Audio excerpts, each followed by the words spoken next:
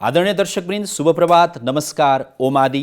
म राजु अधिकारीको परम पूज्य बालयोगी आदित्यज्यूले प्रदान गर्नुभएका ज्ञान, विचार, उपदेश, दिव्यवाणी र दिव्य उद्गारहरूलाई समेटेर यस कार्यक्रममा हामी उपस्थित हुने गर्छौँ।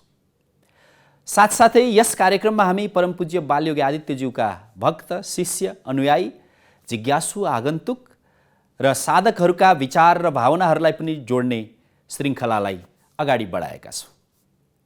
दर्शकवृन्द, परम पूज्य बालयोगी आदित्यज्यूको एक दिव्य स्वप्नमा स्थापित भएको त्रिगजुर शिवालय गुहेश्वरी नजिकै गौरीघाट चोकबाट कुमारीगालतर्फ जाँदा बाटैमा पर्छ।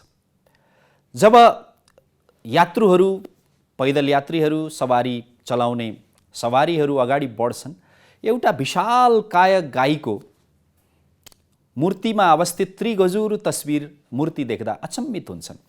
टक्क अडिएर सोध्ने गर्छन्, हेर्ने गर्छन्, जसले पहिलो पटक देखिरहेको हुन्छ। वास्तवमा यति मनमोहक छ, यति आकर्षक छ र यति गहन सघन आध्यात्मिक ऊर्जाले भरिपूर्ण छ, तपाईँ हामीले पनि अवश्य एकपल्ट त्यसको अनुभव लिनुपर्ने देखिन्छ र हामी अनुरोध अपिल गर्छौँ। त्रिगजुर शिवालय परम पूज्य बालयोगी आदित्यज्यूको एक दिव्य परिकल्पना हो। यस त्रिगजुर शिवालय स्थापनामा सुरुदेखि संलग्न एकजना व्यक्तित्व, साथै ओम आदि फाउन्डेसनको स्थापना कालदेखि पूज्य गुरुदेवसँग नजिक रहनुहुने व्यक्तित्व हुनुहुन्छ श्री लक्ष्मीप्रसाद प्रसाईज्यू। आजको कार्यक्रममा हामी श्री प्रसाईज्यूले अभिव्यक्त गर्नुभएका अन्तर्भावहरूलाई प्रस्तुत गर्न गइरहेका छौँ। विशेष गरी यो अभिव्यक्ति उहाँले ओम आदि फाउन्डेसनको 8औं वार्षिकोत्सव सम्पन्न भइरहेको कार्यक्रममा प्रस्तुत गर्नुभएको थियो।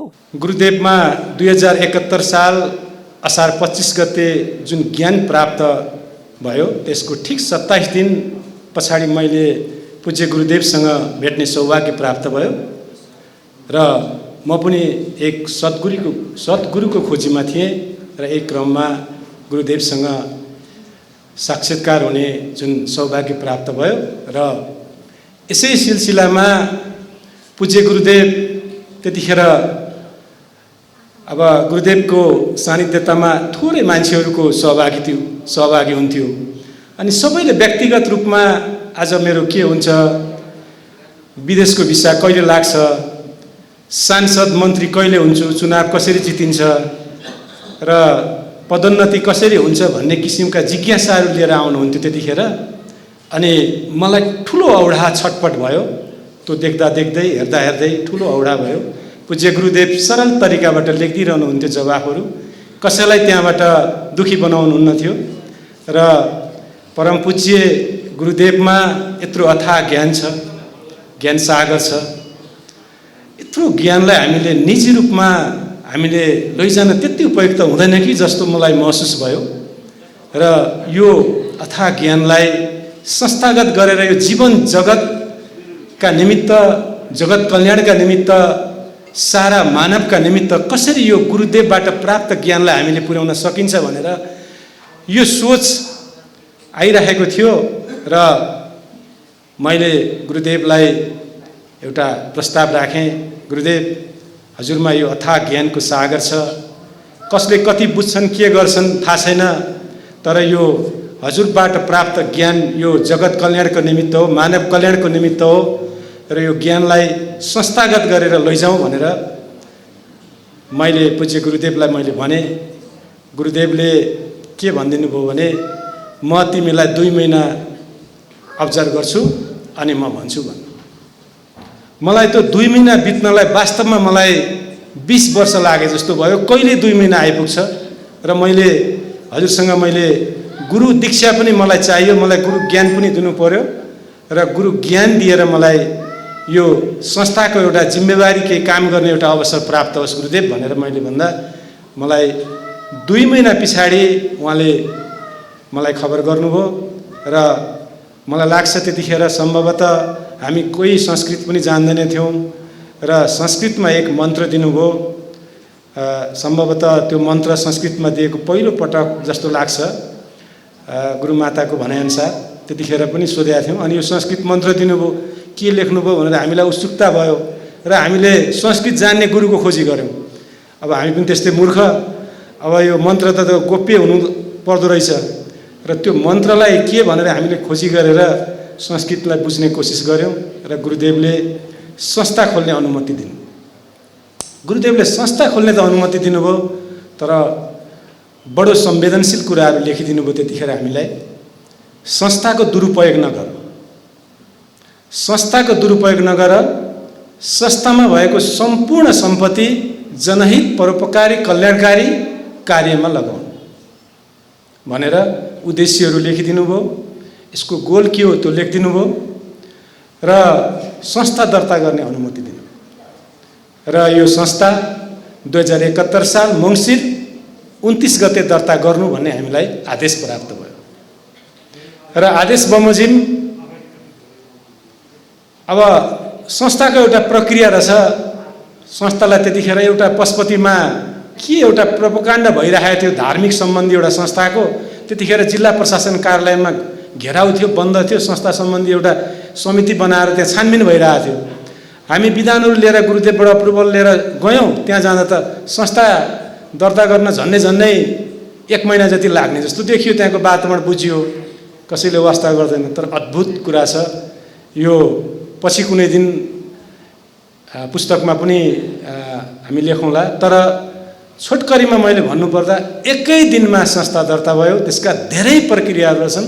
1 दिनमा ब्याङ्कमा खाता खोलियो। यो ब्याङ्कमा खाता खोल्नु भन्ने आदेश थियो र 1 दिनमा कर कार्यालयबाट पान नम्बर पनि आएर 5:30 बजेभित्रमा हामीले पूज्य गुरुदेवलाई आदित्य संरक्षण प्रतिष्ठानको सम्पूर्ण दर्ता प्रक्रिया गरेर 1 दिनमा सबै पुर्यायौँ। त्यो एउटा हामी त निमित्त मात्रै थियौँ, सम्पूर्ण डिजाइन उहाँकै थियो। अद्भुत एउटा।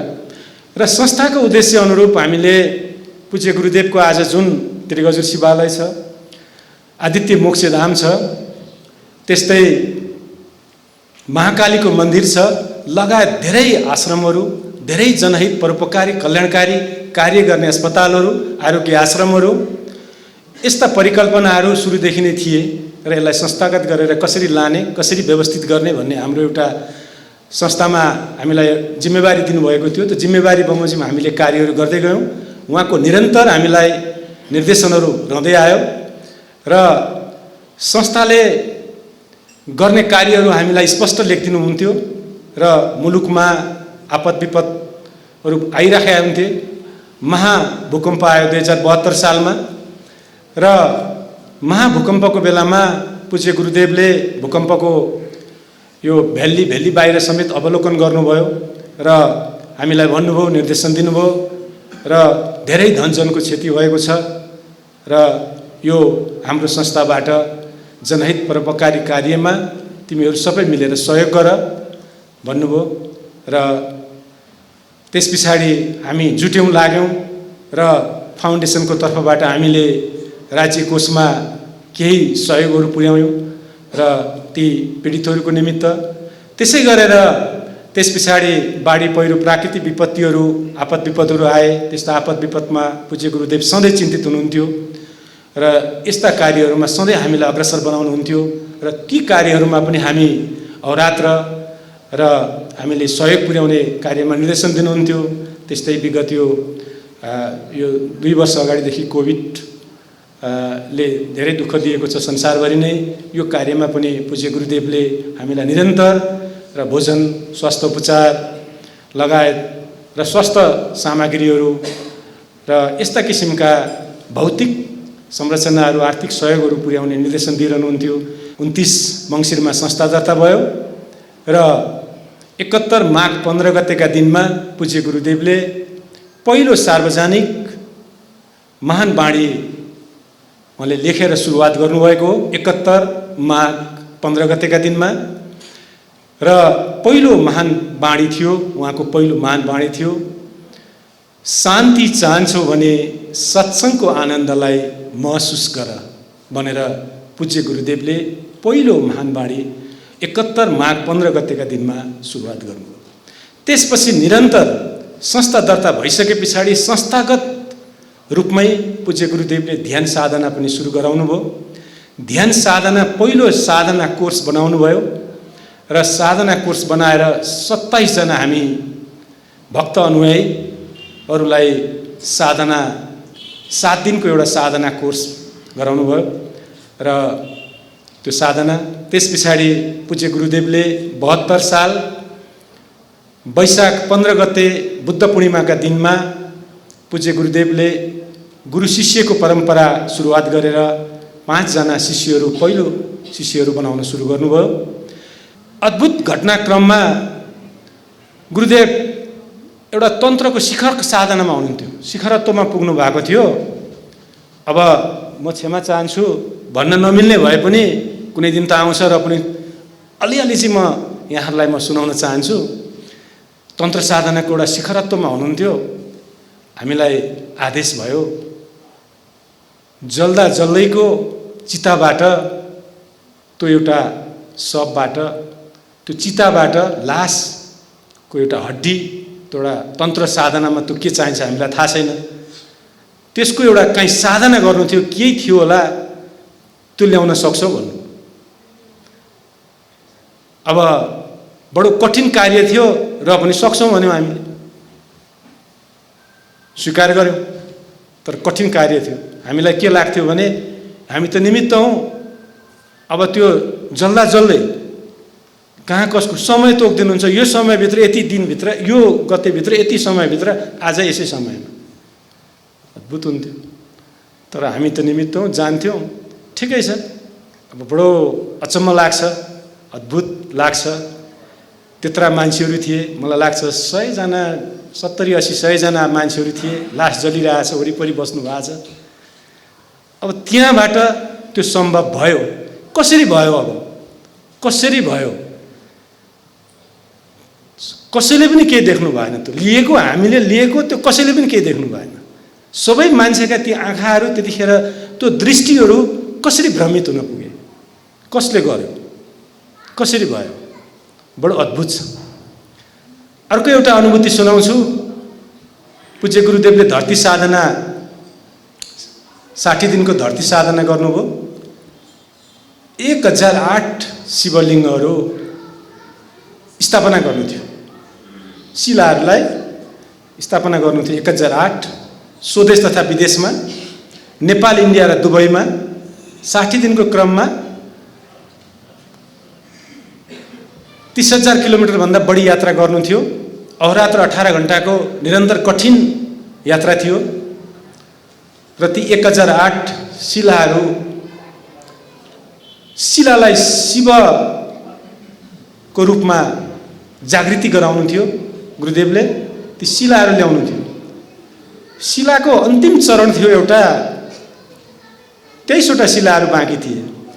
त्यसको जिम्मेवारी 1008 शिलाको जिम्मेवारी पूज्य गुरुदेवले ल्याउने जिम्मेवारी मलाई प्रदान गर्नुभयो। त्यो सौभाग्य मलाई प्रदान भयो र त्यो देवघाटबाट ल्याउनु पर्ने थियो। त्यो 3-4 चरणमा ती शिलाहरू आउने एउटा विधि प्रक्रियाहरू थिए र कुनै पनि अवस्थामा धरती माताले ग्रहण गरेको, हावाले हल्लिएको र कसैले पनि त्यहाँ जनावरहरूले चलाएका कुनै पनि अवस्थामा 12 घण्टाभन्दा माथि राखेर त्यसलाई रातभरि राखेर हेर्दाखेरि त्यसलाई चाहिँ नचलेको अवस्थामा ल्याउनु पर्ने थियो। शिलालाई शिवत्व प्राप्त गराउनु थियो र अन्तिम 23वटा शिला बाँकी थिए र त्यो शिलाहरू प्राप्त नहुँदाखेरि धरती साधनाले सार्थकता प्राप्त गर्दैन थियो। गुरुको साधना निर्थक हुन्थ्यो, निरर्थक हुने रहेछ। त्यस्तो अवस्थामा त्यो क्षणमा त्यो देवघाटको दोभानमा, त्रिवेणीमा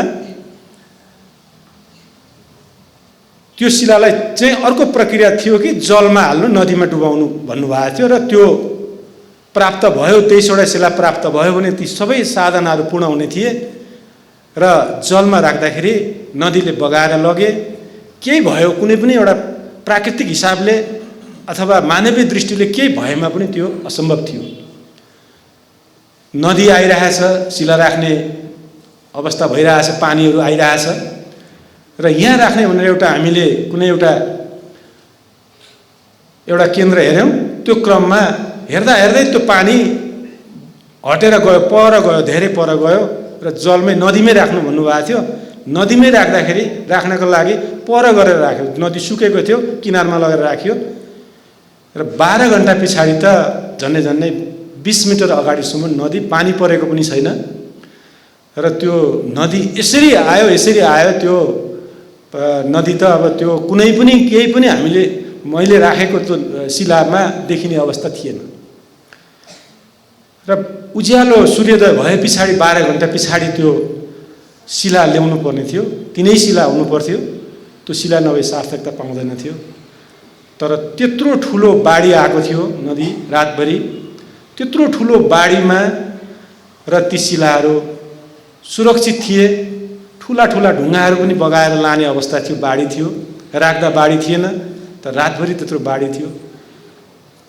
त्यो सबै सूक्ष्म शरीरले पूज्य गुरुदेवको सूक्ष्म आत्माबाट, सूक्ष्म शरीरबाट यस्ता साधनाहरूमा काम गरिरहन्थ्यो र हामीलाई आदेश चाहिँ के हुन्थ्यो भने गर्ने मात्रै, पालना मात्रै गर्ने र कार्य चाहिँ उहाँले नै गर्नुहुन्थ्यो सबै कुराहरू। र अनगिन्ती यस्ता साधनाका रहस्यहरू छन्। पूज्य गुरुदेवले त्रिगजुर शिवालय निर्माण हुँदा पनि यन्त्रतन्त्र मन्त्रसहित साधनामा त्यसका केन्द्रबिन्दुहरू, एउटा कस्मिक ब्रह्माण्डीय ऊर्जाहरूलाई यो भौतिक संरचना बनाएर त्यो ब्रह्माण्डीय ऊर्जालाई यो भौतिक संरचनामा कसरी त्यसलाई चाहिँ जोड्ने, त्यसको वेभहरू कसरी टुङ्ग्याउने, त्यसको केन्द्रबिन्दुहरू, ऊर्जाको केन्द्रबिन्दुहरू कसरी बनाउने, यस्ता किसिमका र ऊर्जाका कुराहरू मात्रै छन्। हामीले भर्खरै हेऱ्यौँ र सुन्यौँ अनि हाम्रो मनमा विभिन्न जिज्ञासाहरू उठे। श्री प्रसाईज्यूले आफ्नो अभिव्यक्तिमा गुरुदेवका तान्त्रिक र तन्त्र प्रदान साधनाहरूको पनि प्रसङ्ग उठाउनु भएको थियो। हो, सुन्नमा यो अचम्म किसिमको छ जसले हरेक व्यक्तिलाई अचम्मित पार्छ, तर सत्य सत्य हो, यथार्थ यथार्थ हो, जसका साक्षी तपाईँ हामी धेरै व्यक्ति छौँ। वास्तवमा परमपूज्य बालयोगी आदित्यज्यू श्रवणको, विचारको, तर्कको संसारभन्दा धेरै पर अनुभूतिको संसारमा जिउने महान व्यक्तित्व हुनुहुन्छ। परमपूज्य बालयोगी आदित्यज्यूका अनेकौँ साधनाहरूमा नजिकमा रहेर साधनाको यात्रामा सँगै जाने, सहयोग गर्ने र मार्गदर्शनलाई पालना गर्ने एकजना व्यक्तित्व हुनुहुन्छ डाक्टर उपेन्द्र महतोज्यू। डाक्टर उपेन्द्र महतो एक प्रसिद्ध नाम हो जो एनआरएनका संस्थापक पनि हुनुहुन्छ र सामाजिक अभियानहरूमा संलग्न हुनुहुन्छ, एक सफल उद्यमी पनि हुनुहुन्छ। यतिखेर डाक्टर उपेन्द्र महतोज्यू ओम आदि फाउन्डेसनको अध्यक्ष हुनुहुन्छ। अध्यक्षको नाताले उहाँले ओम आदि फाउन्डेसनको 8औं वार्षिकोत्सवलाई सम्बोधन गर्दै स्वागत मन्तव्य प्रस्तुत गर्नुभएको थियो र साथमा आफ्ना अनुभूतिहरूलाई र प्रसङ्गहरूलाई पनि अभिव्यक्त गर्नुभएको थियो। आदरणीय दर्शकवृन्द, आउनुहोस् डाक्टर उपेन्द्र महतोज्यू जो गुरु शिष्य हुनुहुन्छ र ओम आदि फाउन्डेसनका वर्तमान अध्यक्ष हुनुहुन्छ, उहाँको अभिव्यक्तिलाई हेरौँ र मनन गरौँ। गुरुदेवको बारेमा हामी चर्चा गर्न थाल्यौँ भने मन हर्षित हुन्छ। धेरै बोल्नु जस्तो लाग्छ, तर मनले के भन्छ भने शान्त भएर उहाँको अनुभूति गर। बोलीले तिमीलाई डिस्टर्ब गर्छ भनेर मनले एकतिरबाट भनिरहेको छ भने अर्कोतिरबाट हामीलाई केही बोल्न पनि इच्छा जागेकै हुन्छ। आज स्थापना दिवसको उपलक्ष्यमा एउटा कुरा, गुरुदेवको एउटा बानी हामीलाई दिनुभएको सम्झिन चाहन्छौँ। त्यो संस्थाको बारेमा लेख्नु भएको छ। संस्था एकताले बन्छ। एकता एकै विचार मिलेर बन्छ। विचार सकारात्मक भाव भए हुन्छ। सकारात्मक भाव आध्यात्मिक चेतना भए आफै आउँछ। सुरु संस्थाबाट गर्नुभयो र त्यसको सोर्स कति सजिलो गरी गुरुदेवले बताइदिनु भयो भने आध्यात्मिक भाव, आध्यात्मिक चेतना भएपछि सकारात्मक भाव आफै आउँछ। सकारात्मक भाव आयो भने सकारात्मक विचार हुन्छ। सकारात्मक विचार भयो भने एकता हुन्छ, आपसी समझदारी हुन्छ अनि मात्रै संस्था हुन्छ।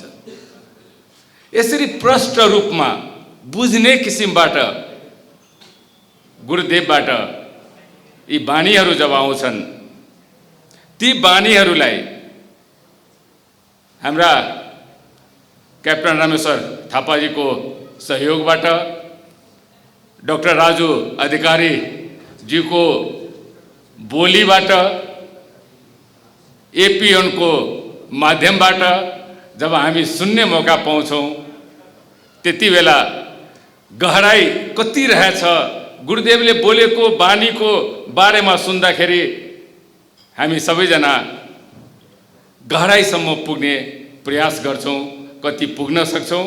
कहिलेकाहीँ यसपालि त अलिकता भ्याइएन, अब अर्को श्रृङ्खला आउने बेलामा पक्कै डुब्छु भनेर प्रतीक्षामा रहन्छौँ। त्यो प्रतीक्षा गर्दा गर्दै 100 श्रृङ्खला पार गरिसक्यौँ। तर अझै पनि हामीलाई लागिरहेछ वर्षा झमझम बर्सिरहेको छ, छाता छैन, तर पनि बाहिर उभिएर भिजिरहेको होला जस्तो मनले मानिरहेको हुन्छ, तर पुरा लुगाहरू सुक्खा हुन्छ। त्यो भनेको के हो भने नेपाल जस्तो आध्यात्मिक भूमिमा जन्मेर पनि हामीमा आध्यात्मिक विचार, सकारात्मक सोच, सकारात्मक कार्य गर्ने उत्साह नहुनु भनेको पानीभित्र रहेर पनि सुक्खा रहनु जस्तै हो। संसारको धेरै देश घुम्ने मौका धेरैले पाउनु भएको नै हुनुहुन्छ, तर नेपाल जब भन्दाखेरि हाम्रो मनमा आर्थिक कुराहरू बिर्सिन्छौँ। त्यो बेलामा सबभन्दा विकसित देशमा बस्दा पनि हाम्रो जस्तो संस्कार, हाम्रो जस्तो संस्कृति, हाम्रो जस्तो सभ्यता यो देशमा आउन अझै धेरै युगो लाग्छ भनेर मनमा एउटा गौरवको फिलिङ अनुभव हुन्छ। त्यो नेपाल भूमिमा परम पूजनीय बालयोगी आदित्यज्यूको जन्म लिनु नै हामीलाई अझै सौभाग्यशाली बनाइदिनु हो।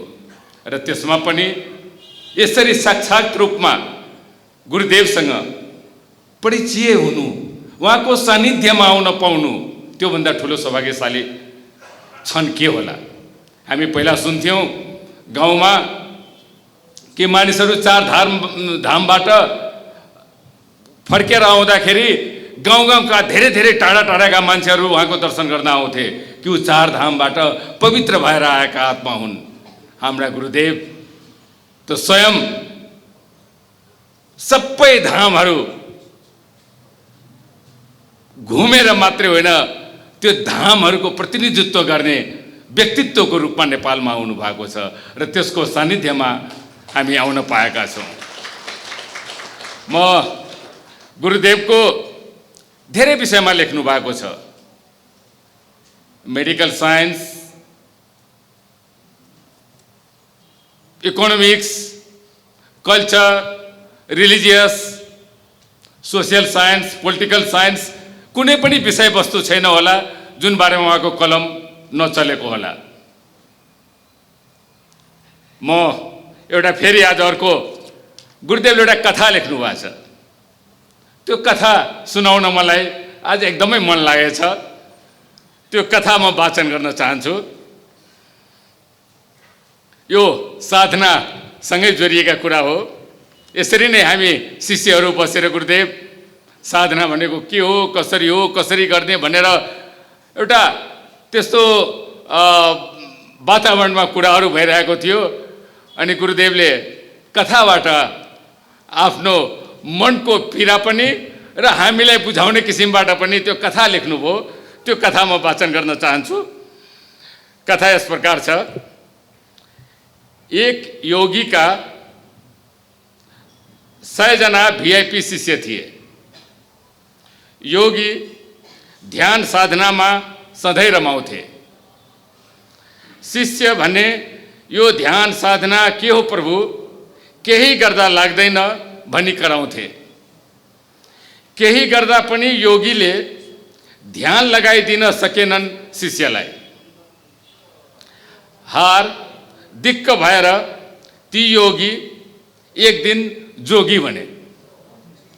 हार दिक्क भएर ती योगी एक दिन जोगी बने, तर अचम्म कहिले ती योगीबाट जोगी बनेका ती गुरुका शिष्यले हामीलाई यो जोगी बन्ने कला सिकाइदिनुहोस् प्रभु भनेनन्।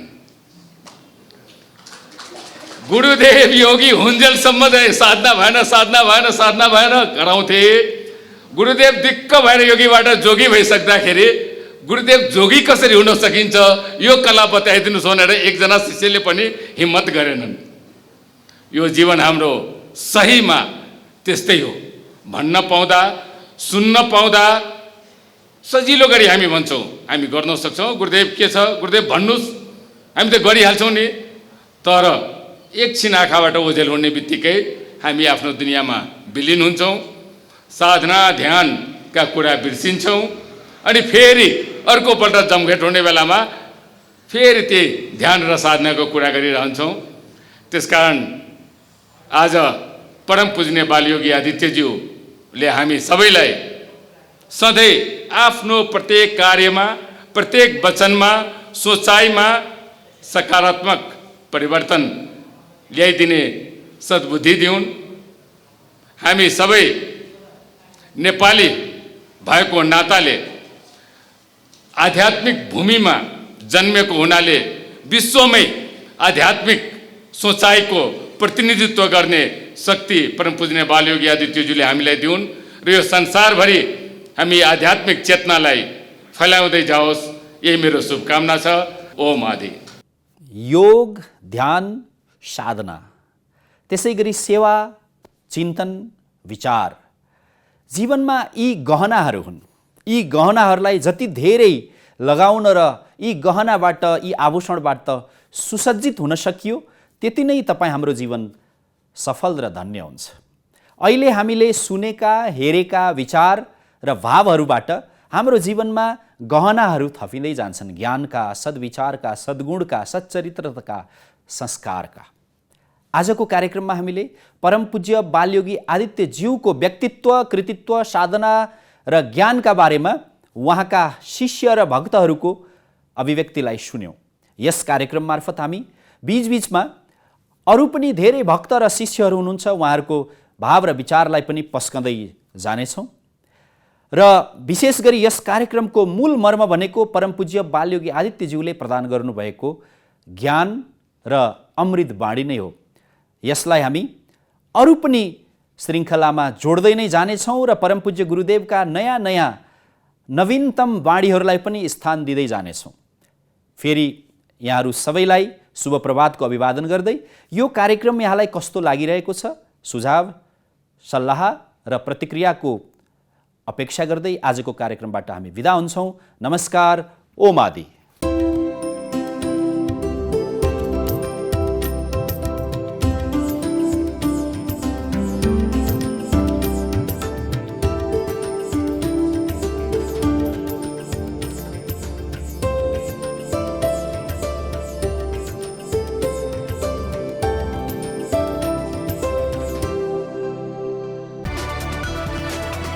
It's an AP1 presentation.